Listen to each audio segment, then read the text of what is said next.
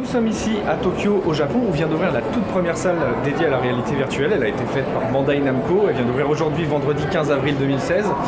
Elle s'appelle Projet Aiken VR Zone. Et on a pu la tester pendant un peu plus d'1 heure. Donc c'est payant, ça va entre 6 et 8 euros par activité. Il faut remplir une carte NFC. Voilà, on peut ensuite rajouter de l'argent si on veut rester plus longtemps et faire plus d'activités. Et voilà, on a pu faire du ski, se balader en chaise roulante à l'intérieur d'un asile de fous complètement gangréné par des dingues à la hache qui surviennent comme ça devant nous. On est juste équipé d'une petite lampe torche et on peut avancer, reculer.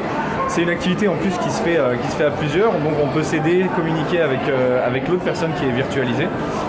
Il y a aussi le sauvetage d'un chaton où on nous emmène en fait sur le toit d'un immeuble de 150 ou 200 mètres de haut avec une petite planche sur laquelle on doit avancer pour de vrai, pour le coup, et dans l'univers virtuel, on est vraiment dans le vide. Le chaton est virtualisé aussi, on a des capteurs sur les mains et les pieds, alors attention, il faudra porter des crocs, donc ce sera à fond pour le style, et donc il y a un système de petites souffleries pour simuler en fait l'altitude.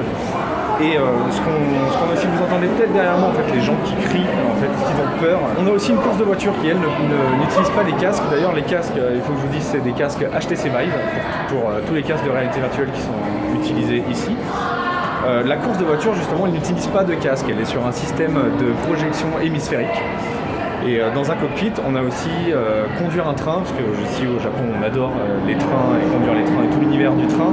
C'est un peu long, c'est compliqué de conduire un train.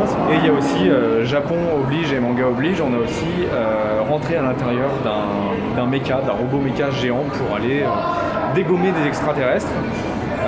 Pareil sur un siège avec des manettes qui peut bouger et donc du ski.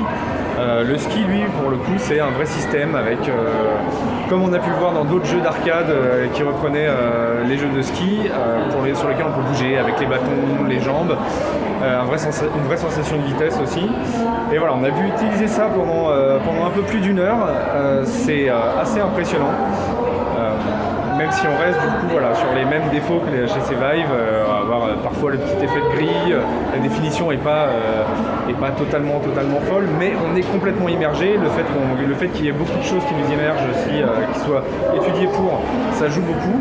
Et voilà, la VR c'est très très bien pour ça et il faut tout de suite que d'autres, je ne sais pas moi, la tête dans les nuages à Paris par exemple, utilisent ce genre de choses. Là ici c'est Bandai Namco qui a produit ses propres jeux et vous les entendez derrière moi.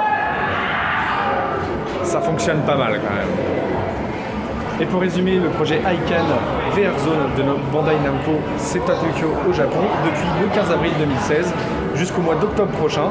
Donc si jamais vous passez à Tokyo, on vous le conseille fortement.